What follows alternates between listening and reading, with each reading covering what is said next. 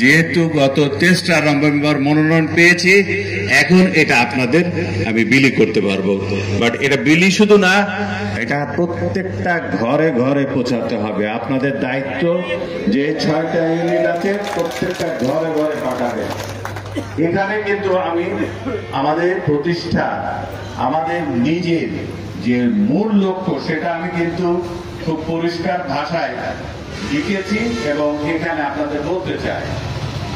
আমি বলেছি চাঁদাবাজ মুক্ত, সন্ত্রাস মুক্ত ও মাদক মুক্ত সমাজ গোদাগাড়ি টানোরের এলাকায় আমার মূল লক্ষ্য।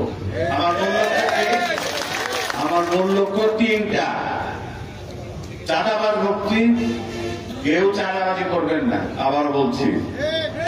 2 হলো মাদককে না বলবেন, আবারও বলছি না, মাদককে না বলবেন। ওই ইয়াবা আপনারা হিরোইন নিয়ে গাড়িকে হর হাসে দেখি খুব যে ওই ইয়াবা দেখা হিরোইন নিয়ে গোদা গাড়িতে ধরা হচ্ছে, কিন্তু কেউ এটা দেখা হচ্ছে যে গোদা গাড়িতে এই হিরোইন একে ধরা হচ্ছে, কিন্তু কেউ কোন সময় ওর পেছনে যে ক্যারিয়ার, যে মদতদাতা, তার কিন্তু খোঁজ আপনারা পান না। কিন্তু আপনারা এই মাদক ধরে আপনারা বিভিন্ন ধরনের পুরস্কার পান। অর্থাৎ 10টা মাদক চালান চলে গেল, একটাকে ধরলেন। একটা এরকম যদি 1000টা হয় তাহলে কত হবে? 100টা। 100টা করে আপনারা পুরস্কার নিলেন, কিন্তু বাকি যে 900টা চলে গেল সেটা দিকে আপনাদের খেয়াল রাখেন।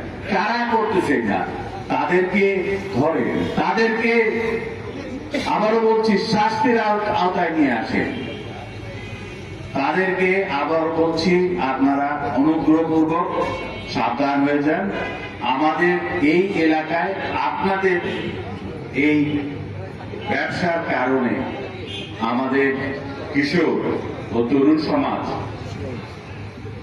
আমরা ভুল পথে আগানোর চেষ্টা করতেছি। অতএব এই মাদক মুক্ত গোদাগাড়ির টানোর হতে হবে। খেলা করেন, খেলার মাঠে নিয়ে যান, আর কত উন্নয়নমূলক কাজ আছে, এদেরকে ব্যবহার করেন, কিন্তু এই মাদকে আসক্ত করবেন না। আর 3 নাম্বার বলেছি যে সন্ত্রাস মুক্ত। এই সন্ত্রাসটা কোত্থেকে আসে? সন্ত্রাসটা হয় তখনই আপনি চাঁদা তুললেন,